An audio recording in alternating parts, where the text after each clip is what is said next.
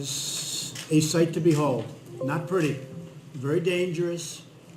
Drugs are flowing across. Human traffickers, you think of that as an ancient crime. It's not an ancient crime. It's more prevalent today in this world, far beyond the United States. It's a world crime given to us very much by the internet and bad people. The internet has made things in many ways better, in many ways much worse, but human trafficking, grabbing women in particular, and children, but women, taping them up, wrapping tape around their mouths so they can't shout or scream, tying up their hands behind their back and even their legs and putting them in the back seat of a car or a van, 3, 4, 5, 6, 7 at a time. They don't go through checkpoints. They go through areas that don't have a wall or don't have a steel barrier. They go up to the checkpoint, and before they get to it, they make a right or a left, depending on where they are. And they go out into the desert or out into the land, and they find the first area that doesn't have anything blocking its way. And they have mini highways all over the place. You can see it all over the place, and it's not good. And the only way you're going to stop it, the only way to stop it, without question, is with a very powerful wall or steel barrier. This is part of what we've just finished. This is a section that we're doing. This is what we've designed since I've been in. Some of the wall that they put up over the years, which, by the way, should have been put up, whether it looked good or not, should have been put up a long time ago. We inherited a lot of problems, whether it's North Korea, whether it's the Middle East, whether it's a lot of other things. We took over a lot of problems, and we're straightening them out one by one. One of the big problems we have is our border, our southern border, and we're going to take care of it. Now, the easy solution is for me to call a national emergency. I could do that very quickly. I have the absolute right to do it, but I'm not going to do it so fast, because this is something Congress should do, and we're waiting for the Democrats to vote. They should come back and vote. They want to go home. They're probably home by now. And Nancy and Chuck and all of the folks that could settle this thing in 15 minutes, I used to say 45 minutes, now I say 15 minutes. It's so simple. We need money for a barrier. If we don't have a barrier, we're just wasting all of the other money. There's no technology that's any good. I think you'd say that. You know that probably better than anybody, most of you guys. You know, without the barrier, you don't have security. Without the barrier, you have people driving in loaded up with drugs, with smuggled people, with all sorts of things that you don't want to know about. So we need a barrier. It's a very simple meeting. We can also do a much more major form of immigration reform, and I'd look forward to doing that, along with many of the people at the table, including our vice president. And we look very much forward to moving on that. But first, we have to get a barrier, because it all doesn't work without protection. The Rio Grande area where I was yesterday, you just have to look at it to see how dangerous it is. El Paso, Texas, went from one of the most unsafe parts or cities in the United States to one of the safest cities in the United States as soon as they put up the wall. They built a wall and fencing apparatus that blocked people. So they went from one of the most dangerous cities to one of the safest cities, all within a very short period of time. It's common sense, folks. Everyone knows it works. Everyone knows it's not expensive. They say it's medieval. Well, so is the wheel medieval. I looked at all the vans and all of the serious equipment that they surrounded me with yesterday. The Secret Service, the police, the Border Patrol, ICE. Every one of those had the wheel. Well, they say wheels are medieval too, but some things don't change. Wheels and walls. And they haven't found an alternative to either of those two, right? They haven't found an alternative. So we want Congress to do its job. We want the Democrats to come back and vote, wherever they may be. I haven't left the White House except to go to Iraq for a very short period of time, where I had a great experience, frankly. I met some great people, some great generals. We have great ideas. having to do with Syria. It's working out very well, knocking the hell out of ISIS, and we're bringing our folks back home, and we're going to always have a presence. And it's working out very well. A lot of things are working out well. North Korea is working out very well. A lot of things are working out well, but the southern border is something that should be easy. So what we're not looking to do right now is national emergency. What we want to do, we have the absolute right to do it. In many ways, it's the easy way out. But this is up to Congress, and it should be up to Congress, and they should do it. And if they can't do it, if they yell that we can't do it, there's no way we can vote for security. There's no way we can vote for safety. All Nancy and Chuck have to do is tell me. And you know what? We'll start thinking about another alternative.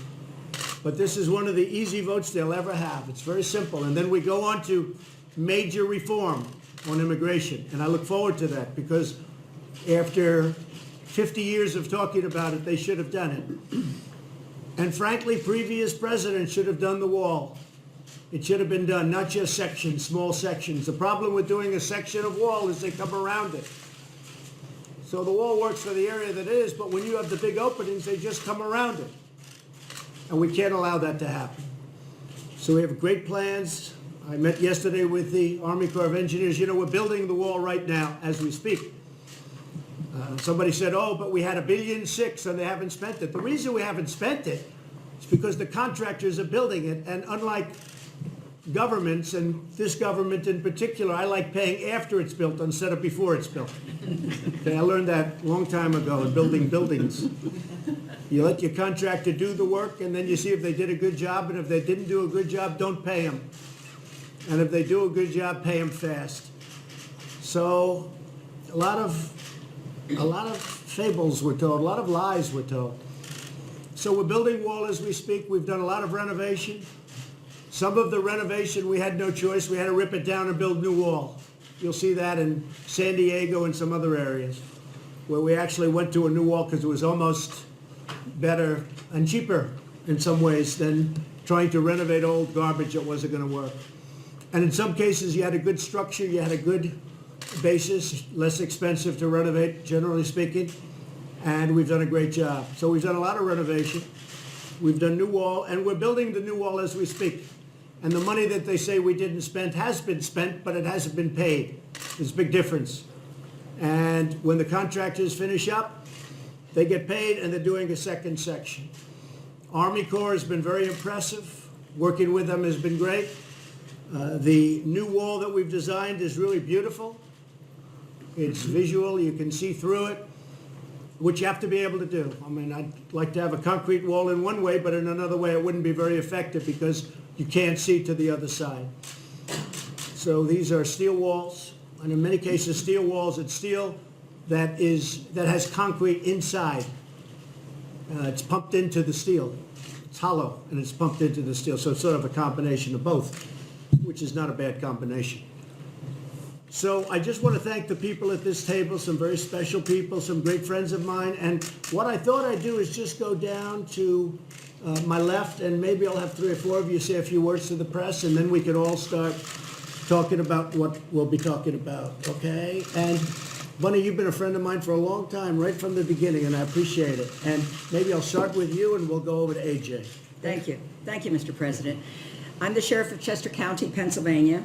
Thank you for inviting us here today. Chester County is located, as you know, just southwest of Philadelphia, an area you're familiar with. We're known as a healthy, wealthy, and wise county and the home of QVC. That's right.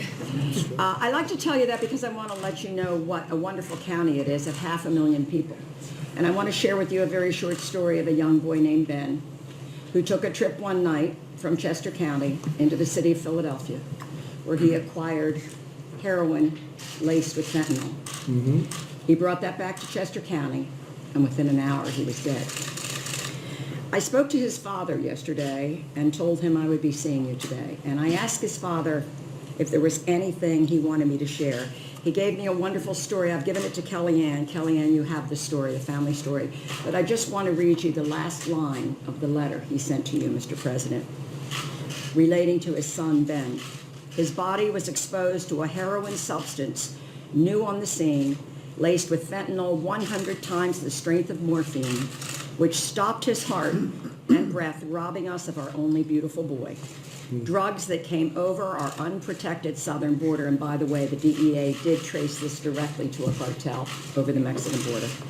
Drugs that came over our unprotected southern border, wreaking havoc on the lives of hundreds of thousands of lives and millions of loved ones. We need to do something about this. Please, Mr. President, hold the bill. Thank you. Let's please say hello. Okay? Thank you very much. Appreciate it. AJ, Sheriff. Mr. President, from the men and women of law enforcement at the federal, state, and local level, we thank you for standing tall for us. Let me address the word manufacturer that we keep hearing. Very demeaning to law enforcement because there's not one agent, not any agency in this country that is not affected by manufacturing. Manufacturing, I mean by the metric ton of methamphetamine, heroin, cocaine, and marijuana that each agency in our nation has to fight every single day. And it is extremely distressing to law enforcement to have to listen to the rhetoric about manufactured crisis when we, for 10 years, over a decade, have been fighting this religiously every day. That affects every law enforcement agency in the United States on a constant basis. And so again, sir, thank you for your position on this and standing tall for us. Thank you, Sheriff. I appreciate it. On Wednesday, you probably heard a very young person with a great life ahead was stabbed, viciously, violently killed by an MS-13 gang member who entered our country recently through the southern border. He had a friend with him. They both came in together. Here, just for a short while, killed somebody. That wouldn't be the first. We have them locked up in pretty tough conditions. It's a disgrace. Came through the southern border. Please, say a few words. Mr. President Trump, I'm Pastor Pasquale from the International Church of Las Vegas. Thank you for having me today. Thank you for everything you're doing for America. Thank you. I would like to share something about human trafficking, the crisis we're having. As you know, we're connected to California. Las Vegas, Nevada is next door. Many of the girls that are being brought across the border through the San Diego area are end up in Las Vegas. And what happens there is that, they're illegal immigrants, families that are coming in, and we're having the parents are coming to the churches and asking us if we could help them find their daughters because their daughters have been kidnapped into, human trafficking. And they said, I asked them, did you call the police department? Yes, we did. So I connect with the police department. Police connects us back. We're working together. And we're able to get these young ladies back. But the problem is that we're having it happen more and more and more and more than ever before. And what happens with the parents, they're afraid to call law enforcement to come and help. So they come to the churches first. They feel they're going to get deported. So we're there as a safe place for them to come, but then we connect them with the police department and do educate the Hispanic communities that the police is not going to arrest them for something that's happening on human trafficking. So, sir, we need your help. And So you are seeing human trafficking, especially with respect to young women, Yes. more now than ever before. yes, young women, yes. Pretty sad. Pretty sad. Thank you very much, Pastor. Appreciate it. Please. Mr. President, thank you for letting me be here. John Jones, Chief of the Intelligence Counterterrorism Division with the Texas Department of Public Safety. Great reputation, John. We've been there I've been in that position for 10 years. And as you well know, with Texas, we've been dealing with this crisis for a very long time. Some of the things we see and a lot of discussion you hear is about unaccompanied children, but the thing that bothers me is some of the children in Texas. In the last 7 years, we have over 4,000 people incarcerated that are illegal aliens in Texas jails for sexual assault. The sad thing is 62% of them are sexual assault against children. And those are Texas children. Those are American children. Those are our children. And for anybody to put a price on any child's life, that's our most precious and cherished national treasure. And we should do everything and anything as public safety servants, as parents, and as leadership to protect those children. And closing up that border to the bad people would be a great thing, John. Yes, sir. Clayton. Please, thank you. Mr. President, howdy. I'm T. Mike Lokar. I'm the sheriff of Victoria County. We're just north of Corpus Christi. Right. We're part of that Harvey territory, which got damaged that you came. And we appreciate you and the vice president coming to see us and visiting with us and supporting our progress. You've heard the rest of the story, as Paul Harvey used to say. Basically, we're the rest of the story. In 2003, there was unfortunately a national incident in our county with regards to loss of life. 19 people lost their lives in a tractor-trailer incident. I was one of the first responders. I walked around, and what I saw was a pile of deceased individuals with one child deceased as well, to which was in the arms of the children, of the father. I vowed from that point on to go forward and make a difference, not only for our brethren sheriffs on the border, but also ourselves inland. We have to be multi-dimensional on this.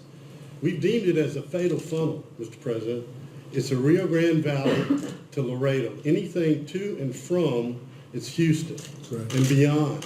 And so even in my jurisdiction, we have apprehended a child trafficking case in that area. We have taken on cases with slavery of the human being, but it's still all about law and order, Mr. President. And what we're saying is you have to shore up, you have to pursue the initiative that you have led. Now, I've been in forums like this with other presidents, and they listen, but you are the very first president, even in your candidacy, to support local, state, and federal agencies.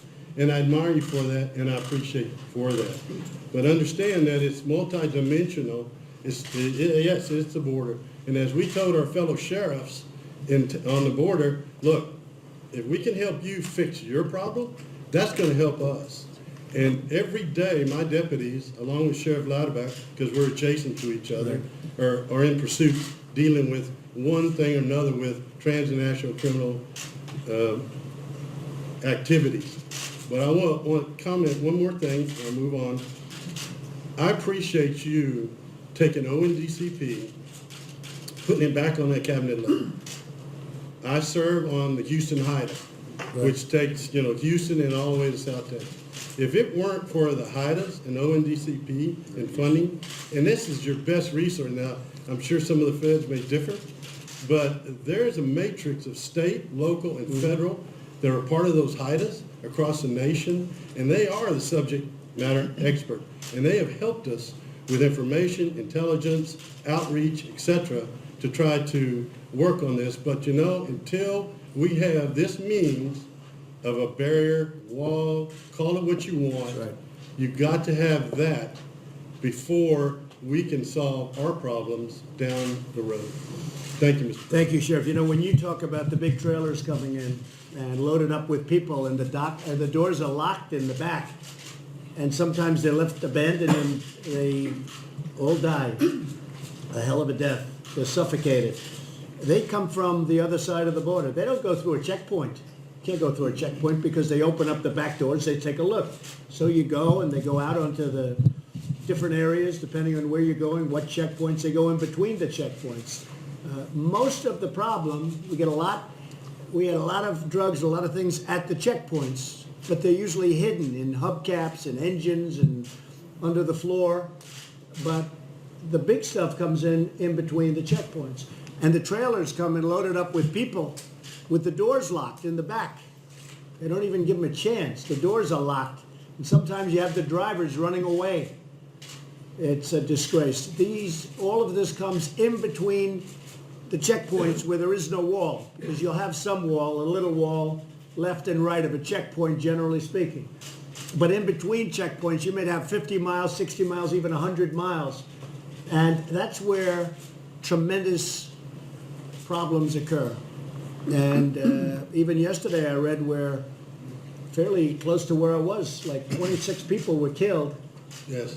Gang members and drug dealers, they were killed like a few days ago, right next to where I spent quite a bit of time with great people from Border Patrol. You know about that? You heard about that? Radio This show. was like, it's amazing because it got no publicity. I didn't see it. You don't read about this stuff. They're not telling you the truth about, really, you're doing this country a tremendous disservice. You're not telling the truth about the criminal activity and the crime. 26 people or thereabouts. What was the number? 26? Yes, sir. Everybody knows it. 26 people were killed over the last couple of days. Nobody even talks about it. I haven't heard about this young person that was killed yesterday, 16 years old, brutally murdered. I haven't heard anything about it. The media is not telling the American public how bad it is, how dangerous it is. I mean, I read a little story about the 26. I said, how could that be a small story? But what's going on, the crime and the drugs and the smuggling and of everything, including children, we're talking women, yes, but probably the biggest victim of everything we're talking about today are children. And children are used. They're dropped on the border and they're used to get people across because they have an advantage because of the stupidity of what we've got and laws that we've inherited. They have an advantage if they have a child. So they grab children at the border. They walk across. They get across easier if you have children. So they're just using the children. Then they tell them to get out of here. The worst victims are the children and the women. And you don't write about it. You write about nonsense. You write about Nancy Pelosi saying it's immoral to have a wall. It's immoral to have all these people killed. These people are being killed and you don't report it because you're fake news. You don't report it. Many of you. 26 people killed and I didn't even hear about it. I mean, nobody even knows about it. And that's, how close is that to where I was yesterday? It was right alongside, I think, right? How far is that away? Miles away. not- Miles away. You don't even hear about it because you don't want to tell the story of what's going on at the border. You don't want to tell the story about how dangerous it is. So you have people get up and say walls are immoral. What's immoral is what's going on. There's never been anything like it. And we can stop it so easy. And the Border Patrol and ICE, they're doing a fantastic job. But we're not giving them the equipment when we're not giving them the walls or the steel barriers or whatever you want to call it. We're not giving them the equipment. Remember El Paso. Remember what I said about El Paso. From one of the worst to one of the best. Yes, ma'am. Please, go ahead. I'm San Diego County Supervisor Kristen Gaspar. We're the 5th largest county in the nation. We actually have the busiest land crossing in the entire world. And we do rely on our border to maintain that strong binational economy, but at the same time, we rely on our border to keep us safe. The last time I had the opportunity to share the tragic loss of Alexander Mason, a young person in San Diego who was brutally murdered while his killer slipped freely across the border into Mexico. Today I'd like to share with you an alarming trend about what's really happening with the insecurity of our border when it comes to the exploitation of our children.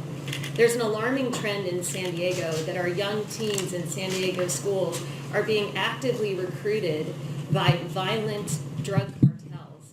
They're being pack mules for these drug cartels, smuggling heroin, cocaine, and fentanyl across the border. It's become such an alarming trend that they're being recruited over social media, they're being recruited over gaming consoles, they're being recruited in traditional safe spaces like our schools and our libraries and our parks. Last year, 527 San Diegans lost their lives. They overdosed because of these drugs that are pouring across our border.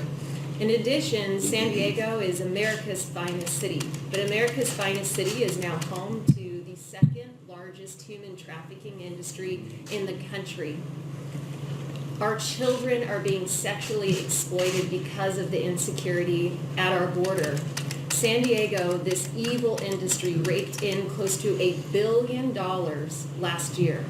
There are 12,000 human trafficking victims and survivors in San Diego County alone. The average age, 16 years old. 16 years old. A third of this trafficked population are the very immigrants who have come to the United States to make for a better life. Now, 2,200 miles from Washington, D.C., representatives like me are held accountable by these families and these victims each and every day while a standoff continues here. And so I challenge our congressional members to meet with these families, to meet with these victims, to look them in the eye and tell them that this is not a crisis. Thank you for the Thank opportunity. you very to be much. here. Thank you very much. And this is where I ask the Democrats to come back to Washington and to vote for money for the wall, the barrier, whatever you want to call it, it's okay with me. They can name it whatever they can name it, peaches. I don't care what they name it, but we need money for that barrier. I will say this, the Republicans have been rock solid. They want this to happen. They've wanted it to happen a long time ago, and frankly, for many years, I'm not just wanted it to happen a long time ago, and frankly, for many years, I'm not just talking about now, I'm talking about for years. I gave yesterday an example with Israel. For many years, everybody campaigning for president said they were going to move the embassy to Jerusalem, the American embassy to Jerusalem. This went on, Pastor, as you know, for many, many years, many presidents, dating back all the way to who was the first. And they never did it. And I said the same thing, same words, same campaign, but I did it. I got it done, and people are very happy. Jewish population and evangelicals, unbelievably happy. I did it. I understand why they didn't do it, because it was very tough to do. It met with a lot of nasty talk before I did it, and then I did it, and it was done. And now we've just opened up the embassy, as you know, long ahead of budget and schedule, and way under budget. Like, how about $1 billion under budget? Opened it up for almost nothing, an existing building that we renovated. But the fact is, for years and years, I heard about the embassy going to Jerusalem, and the people would campaign. They're in for 4 years, they're in for 8 years. They'd never get it done. I got it done. This is a very similar thing. I've been hearing about putting a really good wall, and in my case, I like to say a beautiful wall, because I think it makes a difference. I've seen some of the wall they put up. It's so unattractive that I can understand why other people don't want it. But this is a great looking structure. I mean, it's going to look great. It's going to do the trick beyond belief. It's far better than anybody had projected. We have it at a much lower cost, and it's better, it's stronger, it's better. And you have the vision through. You're able to see through. But we're going to get it done. And I compare that to the embassy because they talked about it for 45, 50 years, longer. And we got it done. We're going to get this done too. Now, Republicans are rock solid. I have to hand it to them. Mitch McConnell, every one of them. Kevin, they have been so strong on this. I'm very impressed. The Democrats are just following politics. And I'm not saying that for any reason. In other words, I guess they're looking at 2020. They think, gee, if we can hurt Trump, we'll have a better chance at winning an election. This isn't about winning an election. This is very simply about doing what's right for the country. And we have to do what's right for the country. This is common sense. This is not sending rockets to the moon. This is common sense. We have to have this. The country has to have it. They've been talking about it for 35 years. And they do little pieces, a little piece here, a little piece there, put a piece where we need it. The people just go around it. We have to have it. It's got to get done. It's got to get done now. Congress has to do its duty. And the Democrats have to help us. They have to come back to Washington, and they have to vote for border security. They have to vote for safety. It's national security, too. They have to come back and they have to vote. It'll take us 15 minutes. And then we're going to get on to much bigger immigration reform, because we should do that. We should do that. I want to thank everybody for being here. We're going to have now the rest of the meeting. Media, thank you very much. I appreciate it. Thank you. Mr. President, any message to the federal employees? Any message to the federal employees who are not being paid today? Yeah, the message is that I appreciate their service to the country. They are incredible people, the federal employees that we're talking about. But many of them agree with what I'm saying and what the people in this room who are experts are saying. They don't want to see people killed because we can't do a simple border structure. And I appreciate their incredible support. We have, yesterday, I was watching this morning and reading this morning that so many people are saying the president is doing what's right, and even though it's affecting us short-term, temporarily, as you know, a bill was just passed, which I will sign in Congress, making sure that everybody's going to be paid immediately upon when this is over. But I just really appreciate the fact that they have handled it so incredibly well. And many of them agree with what we're doing. We have no choice. Steve, go ahead. Well, 24 hours ago, you were saying you were probably going to declare a national emergency. No, I said I could do it, but well, I'll tell you what. It's the easy way out. But Congress should do this. This is too simple. It's too basic. And Congress should do this. If they can't do it, if at some point they just can't do it, this is a 15-minute meeting. If they can't do it, I will declare a national emergency. I have the absolute right to do it. It says as clear as you can. Now, what will happen? I'll be sued. It'll be brought to the Ninth Circuit. And maybe, even though the wording is unambiguous, just like with the travel ban, it'll be appealed to the Ninth Circuit, and we'll probably lose there too, and then hopefully we'll win in the Supreme Court. But that's what happens. You can take the most perfectly worded document, as we have in this case, and they'll always bring it to the Ninth Circuit. And then you never know what's going to come out of the Ninth Circuit. And you never know what's going to come out on appeal. But fortunately, we have a Supreme Court that's treated us very fairly.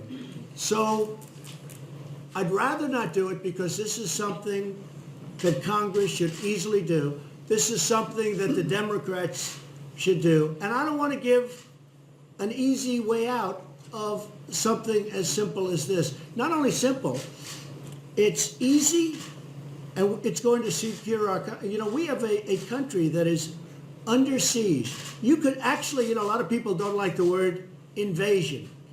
We have a country that's being invaded by criminals and by drugs, and we're going to stop it. So I want the Democrats to come back to Washington and vote. Thank you very much. Thank you, everybody. Thank you. Thank you very much, everybody. You don't have anything to say about these accusations that you're overhyping the problem. Thank you very much. Thank you. Good job yesterday. I appreciate your sales pitch. I appreciate your sales pitch. I didn't see an invasion at the border. Oh, you didn't? I know. That's because we had a wall. Actually, there were portions that didn't have a wall. Some people are dumb. Good promotion for us. It was a great promotion. Did you see that, Liz? Thanks, everybody. He thought it was about